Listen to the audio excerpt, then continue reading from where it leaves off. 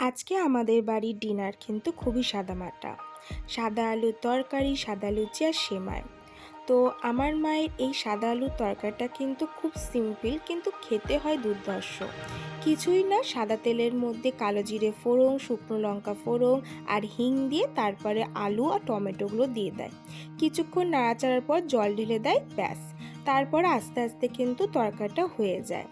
আর কি বলবো, লুচি দিয়ে এই সাদা আলুর তরকারিটা খেতে অমায়িক লাগে। তোমরাও কিন্তু বাড়িতে একবার বানিয়ে দেখো। আর এটা হচ্ছে আমার হাতের সেমাই।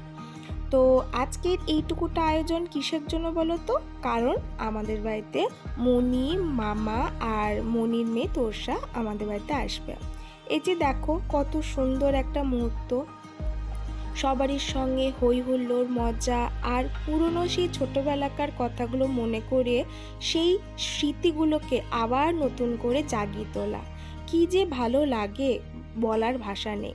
কিছুক্ষণের মধ্যেই মামা চলে এসেছিলো। এই যে এটা আমার মামা।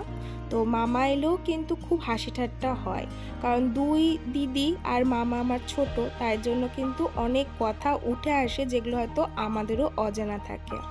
তো চলো আজকের ব্লগটা এখানেই শেষ করছি। ভালো লাগলে কিন্তু অবশ্যই একটা লাইক আর একটা কমেন্ট করবে।